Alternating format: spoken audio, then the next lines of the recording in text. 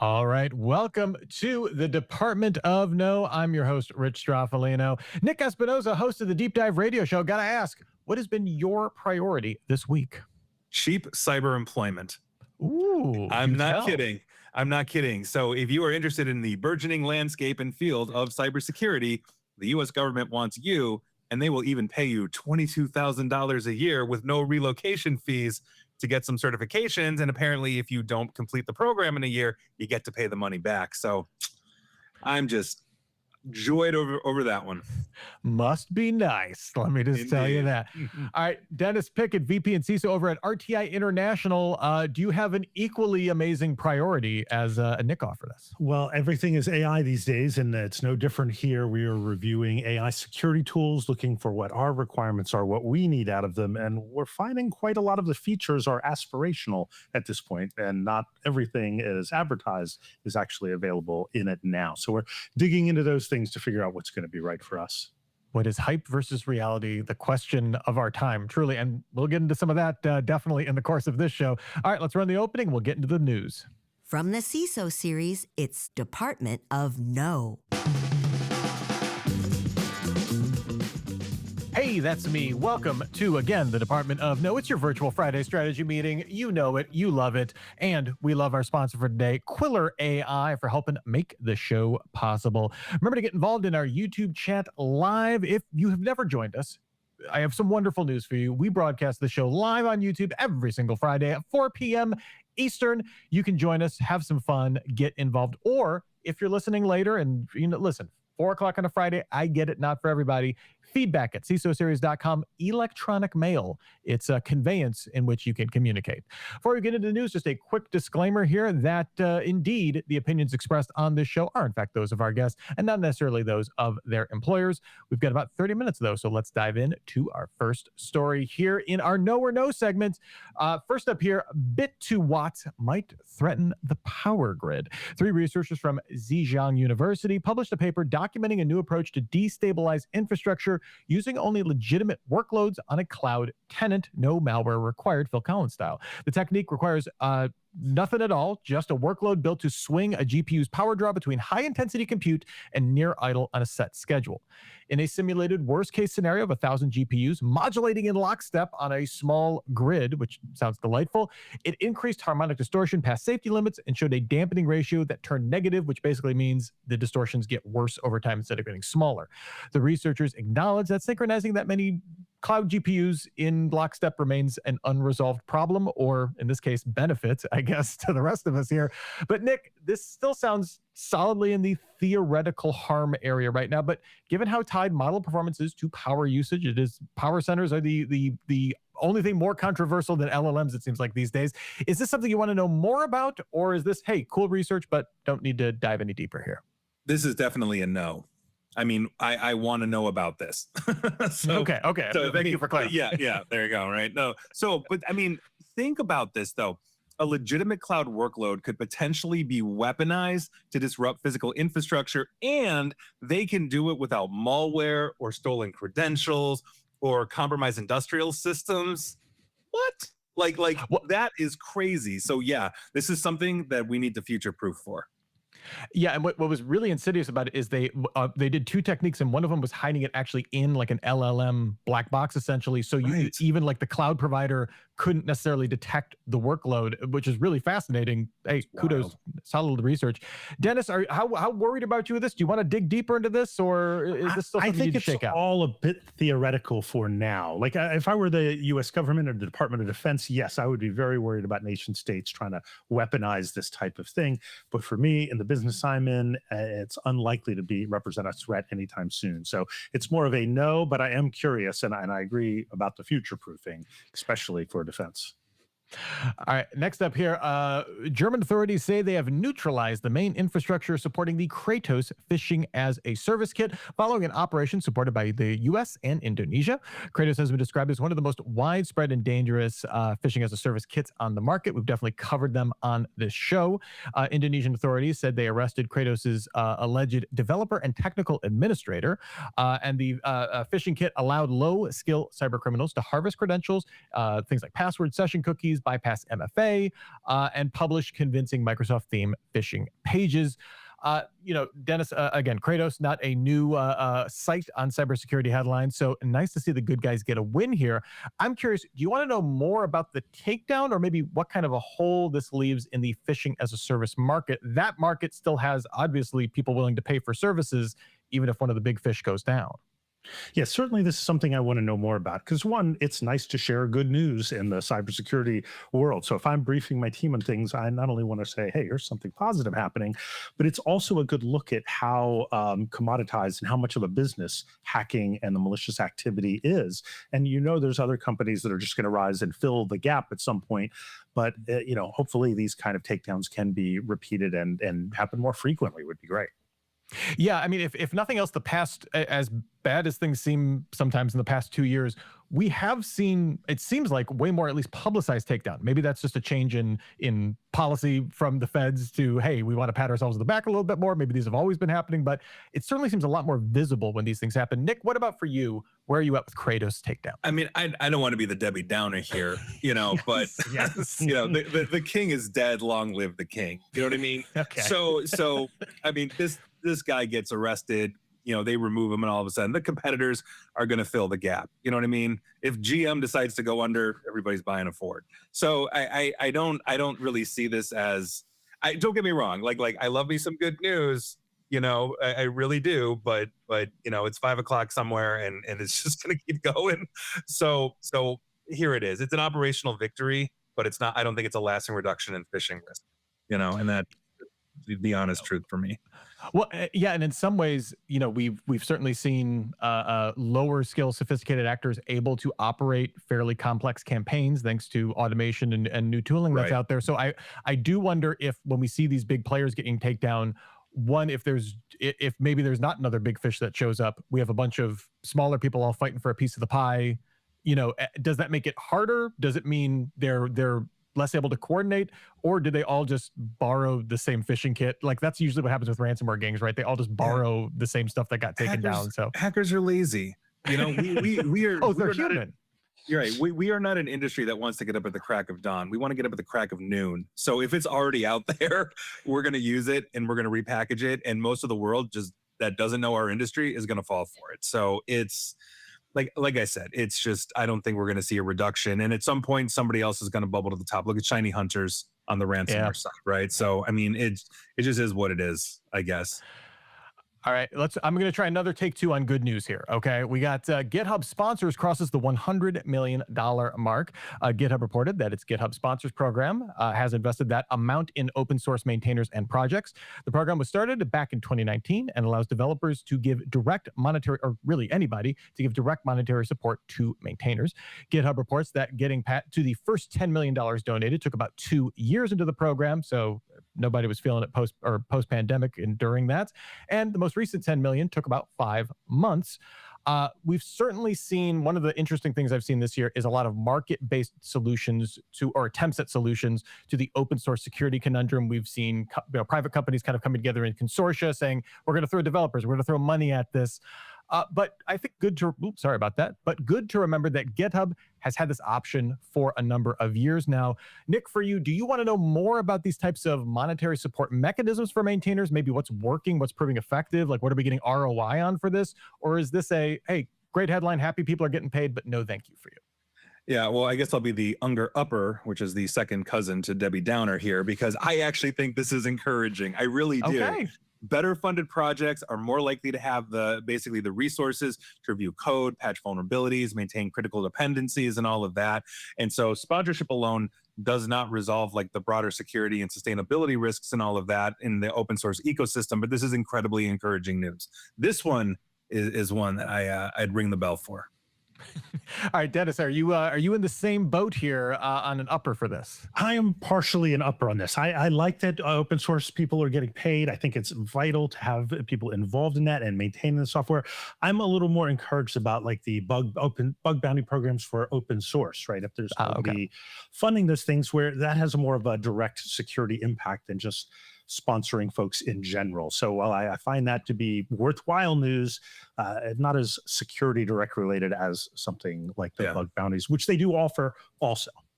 Yeah, I guess the danger with sponsors is it rewards the things that developers have the most visibility into, which aren't necessarily the most like deep underlying core things that could be, the most valuable things to target for a threat actor for a supply chain attack or something like that. So there is a little bit of like, is the money, is this the most efficient thing?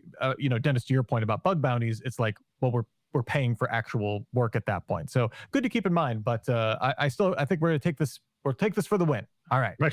Now let's bring us all back down to earth here, because we got TrickBot tunneling through DNS. FortiGuard Labs found a TrickBot variant that replaces the malware's long-running HTTP command channel with DNS tunneling. Outbound commands are encrypted with a 1-byte XOR key, converted to hexadecimal, and then split into domain-like chunks that travel through ordinary DNS queries to a public resolver. Domain-like chunks is going to be my new band name. Replies hide data inside what looks like an IPv4 address, with the first byte used to put shuffled pieces back in order. FortiGuard measured about 30.7 kilobytes per second, enough to move about a 1.2 megabyte file in about 40 seconds. I don't know why they cited that particular size of file, but now we have some context.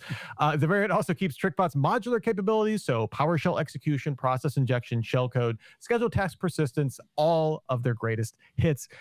Dennis, it's always a safe bet to blame DNS. Now we have another reason to. This seems like an incredibly creative variant for an already nasty and pernicious piece of malware.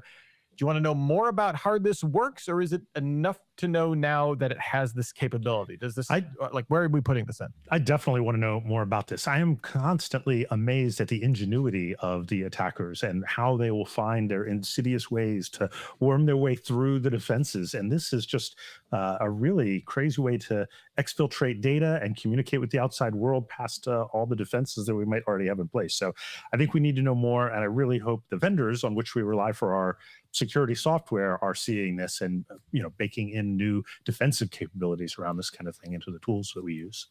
Yeah, I mean, yeah. I'm glad that it's Fortinet is or FortiGuard Labs, excuse me, is finding that, because there was a pipeline there, right, to getting some remediation possibly, or at least eyes on it. So that's good. Nick, what about you? Where are you at with TrickBot learning some new tricks? Yeah, well, first thing, your band can open for my band, DNS request and the packet inspectors, but it's. I think that would be one hell of a show, for the record, for the audience. But this, I mean, TrickBot's been around forever, and I gotta say, I love this plucky little jerk, because it keeps evolving, and it just keeps going places that we just don't expect. I mean, they're hiding C2 traffic inside just ordinary DNS queries. I mean, think about that. And how many firewalls are not decrypting and inspecting? So many companies are not running MITMs on their TLS traffic when they could be. So this is one that's interesting. The evolution of TrickBot's always been interesting to me. So this is a no for me as well.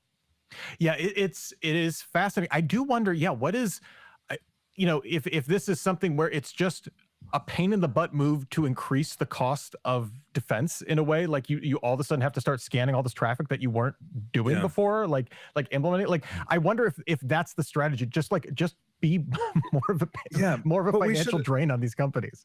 Yeah, but we should have learned with Orion. I mean, that was, everybody was just whitelisting the traffic as it was going through the firewalls. And I understand you don't want to, inspect every packet or decrypt every connection you've got, but that's kind of where we're at with a lot of this. If you're building a perimeter, the last thing you want is your endpoints to have to pop off and do work. It should be stopped before it gets into whatever that perimeter is. But yeah, it's TrickBot. We'll talk about them next year. They found they're beaming them from the moon. I don't know, but yeah, it's the bot that keeps on tricking here. CCL in our chat saying DNS logs are notorious to capture and analyze. Don't ask how I know. We won't. That's our pledge to you. If you ask us not to ask, we in fact will not ask. All right. Before we move on to our deeper discussions for today, lots of meaty news to get into. Have to spend a few moments and thank our sponsor for today, and that is Quiller AI. AI agents don't ask permission. They act, moving data, triggering workflows, changing systems. Quiller AI is the permission layer they never had. Its decision engine evaluates the content, context, and intent of every action before it completes. Alerts tell you later. Quiller AI decides now. Visit Quiller.ai. That's QUILR.ai. Stay safe. Quiller it. All right, let's dig into probably the buzziest story of the week. I'm going to even say of July here. OpenAI, turns out they hacked Hugging Face. OpenAI says a combination of GPT 5.6 Soul and a more capable pre-release model escaped a sandbox during an internal cyber evaluation and compromised parts of Hugging Face's production infrastructure. The model was trying to obtain answers for an evaluation.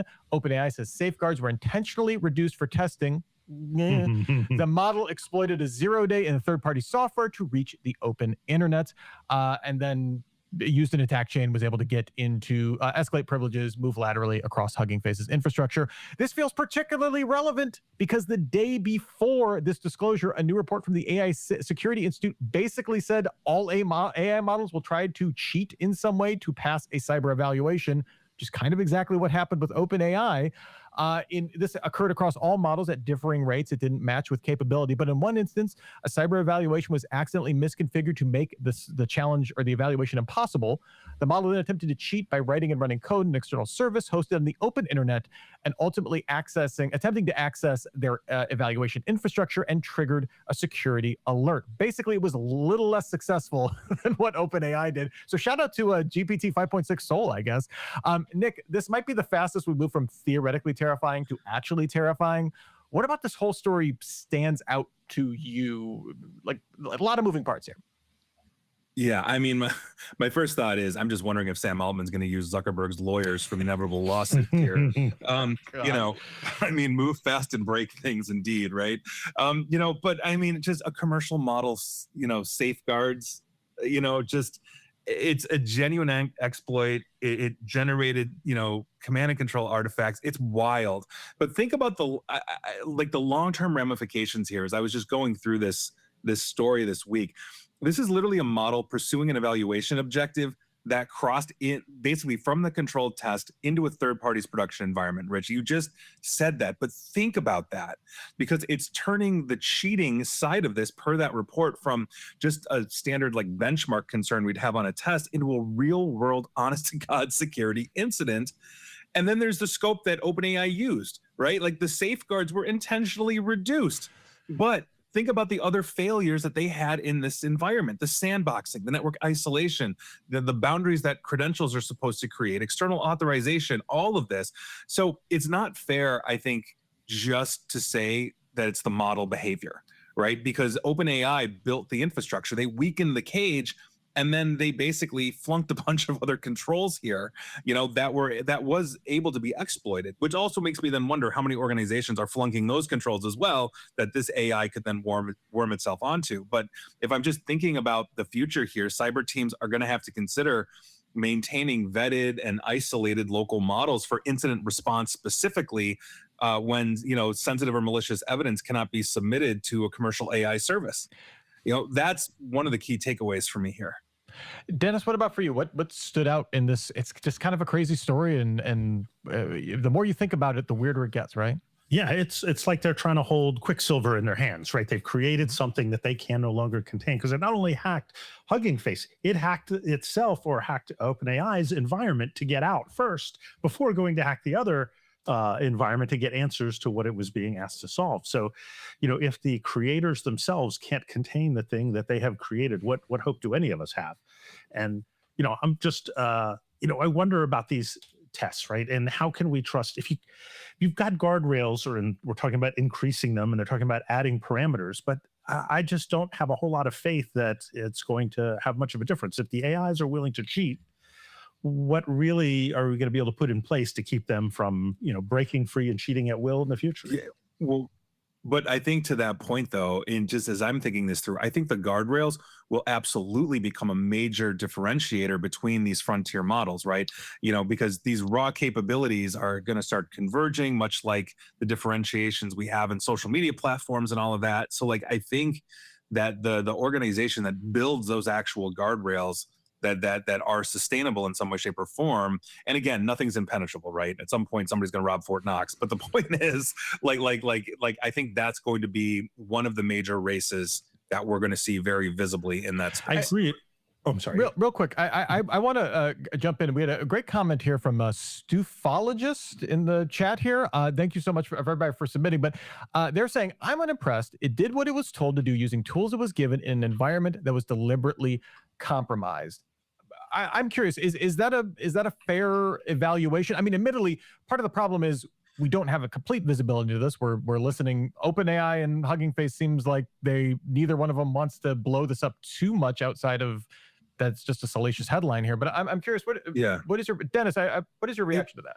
Well, it did what it was told to do, but it also didn't. It was told not to go out of the environment. It was told what the parameters were, and it ignored those parameters or justified in its way to circumvent them in order to find answers. So it did part of what it was told, but ignored the other part of what it was told. It's that misalignment, right? Mm-hmm. Of like it clearly is said, it has this imperative, right, to complete the task assigned to it.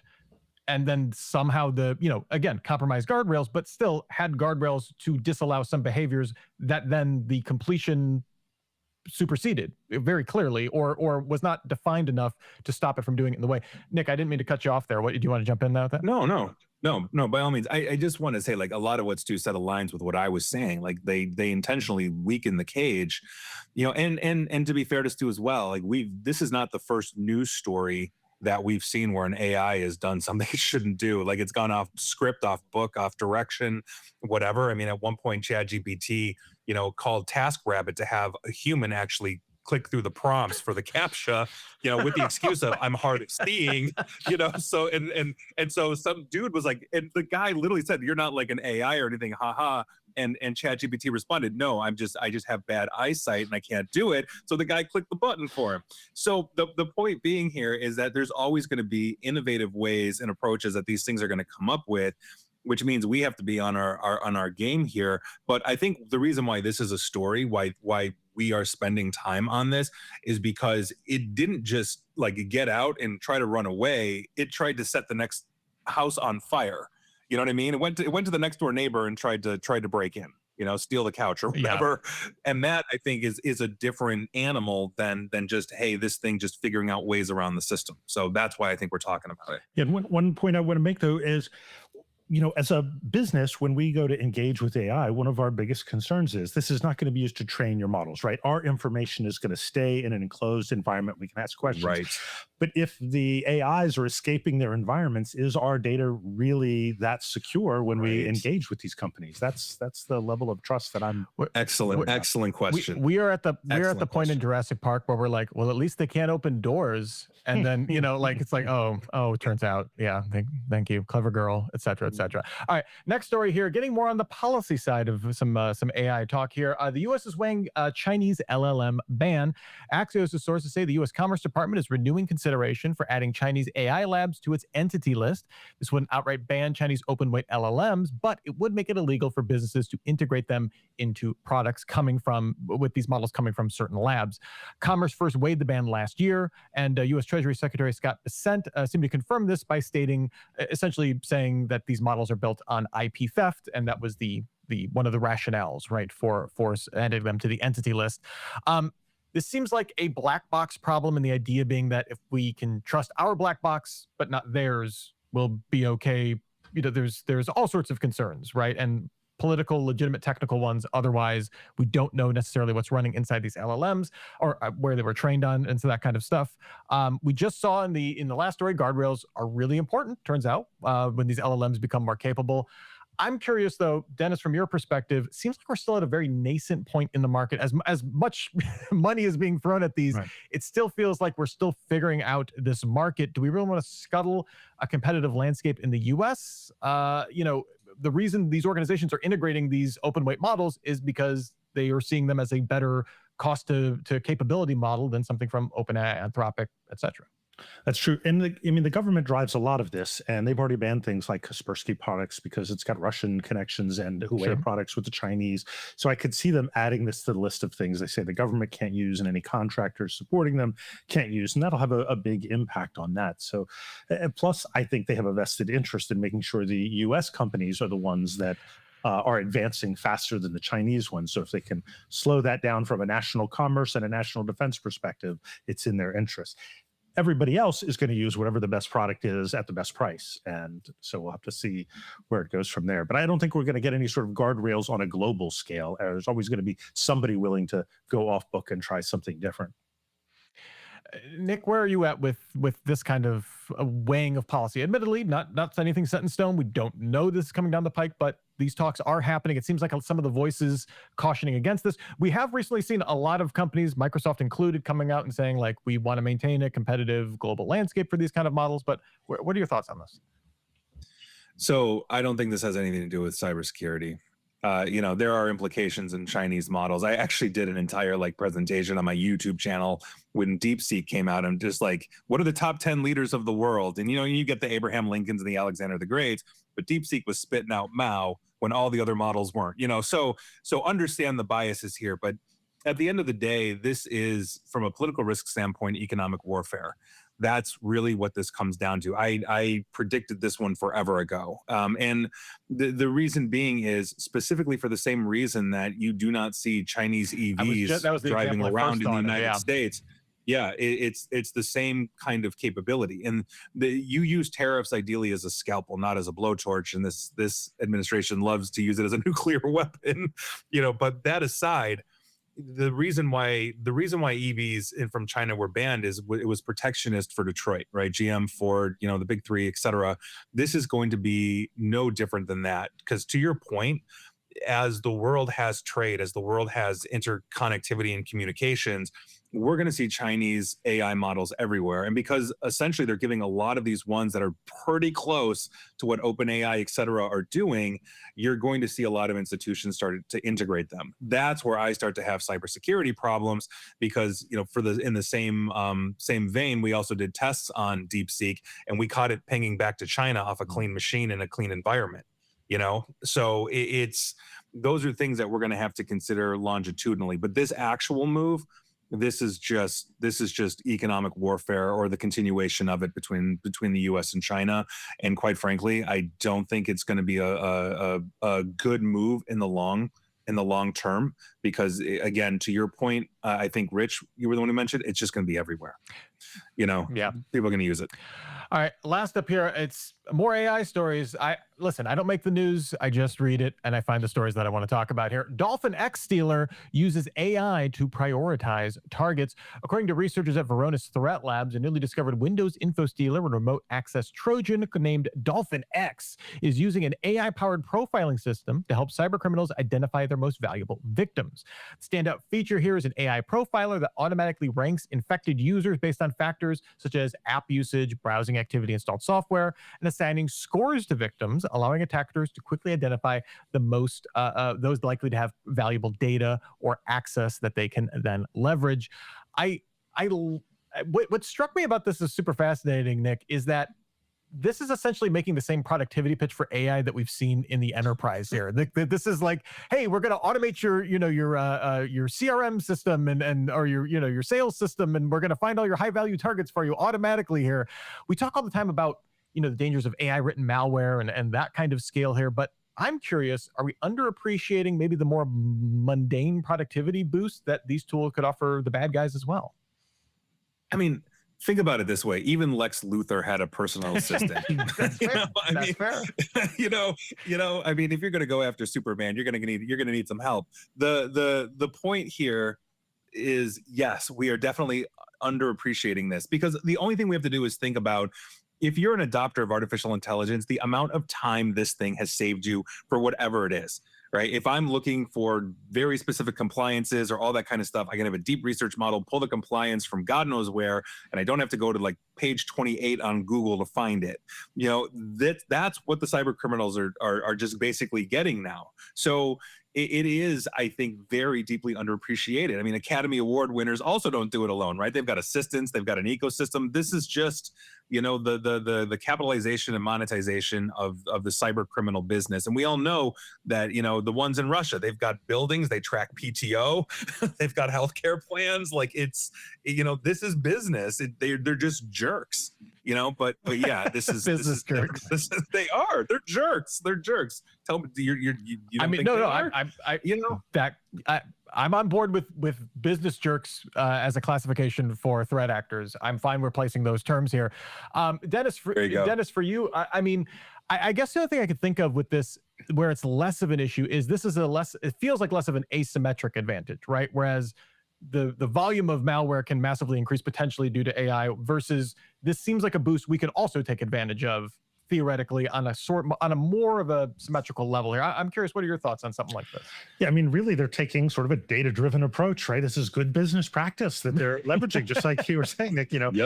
How can we be more effective with the time and resources that we have? And they're getting these lists of things that say, here's where you can attack and have the most chance of success. So it doesn't surprise me.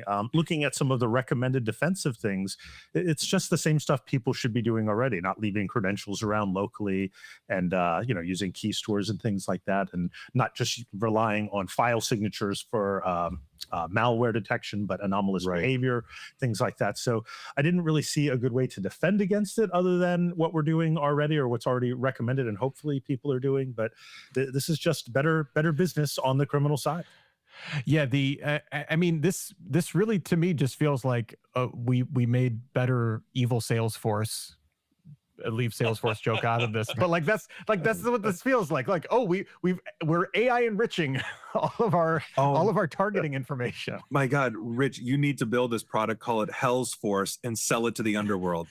That's what you need to do. That's full disclosure. I as a policy, I don't create tools for threat actors. That's just a moral stance. Business jerks. I got to draw a line somewhere, and this is it. Yeah, I mean, maybe if I'd gone to public school, but alas, it's all those years of theology.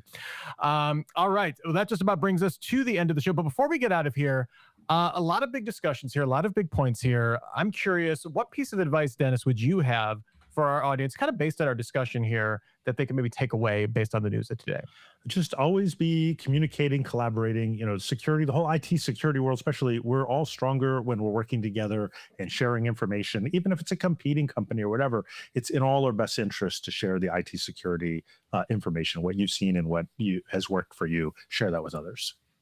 A rising tide, as it were, floats all data centers or something. Nick, what about you? I also don't put salt water into a data center. I feel like that's bad. What piece of advice would you have for our audience before we get out of here? And I will absolutely dovetail with what Dennis just said, because I think it's excellent advice, is to learn yourself, to read, to become the information sharing source as well. Don't just take it from others. Contribute to the community in any way that you can. And I think that is one of the most important things that makes us stronger. So don't rest on your laurels. If you see something, say something, because somebody else might be seeing it, and you might just save their butt. Words to walk away with. I absolutely love that message, and hope everybody takes it to heart. Thank you so much, Nick Espinoza, host of the Deep Dive Radio Show, and Dennis Pickett, VP and CISO over at RTI International. So much for being here and helping us out, making this show amazing. You are, in fact, amazing, and we will have links to their LinkedIn profiles in our show notes. Also, a big thanks today to our sponsor for helping make the show possible, Quiller AI. Remember to send us feedback anytime, feedback@cisoseries.com. We do in fact read them, we do in fact respond to them, and we enjoy receiving them. Remember to join us next Friday for Super Cyber Friday. That's at 1 p.m. next Friday Eastern Time for hacking the SMB security gap. This is a topic I'm super fascinated by. I cannot wait to dig into the details on this and hear that conversation with the big boss man, David Spark, and we have some fantastic guests lined up for that. I feel like that is such an underappreciated conversation. I hope you will register and join us for that conversation. You can register for that at supercyberfriday.com. And remember to also join us next Friday at 4 p.m. Eastern for another edition of the Department of No. Just subscribe to the CISO Series YouTube channel. You will see all of our live streams as they come up in your feed. Thank you so much for joining our Friday stand-up. Have a great week, in fact. Stay secure out there. For myself, for the big boss man, David Spark, for the entire CISO Series team, and for Dennis and for Nick, I'll presume to say so, here's wishing you and yours to have a super sparkly day. Cybersecurity headlines are available every weekday. Head to CISOseries.com for the full stories behind the headlines.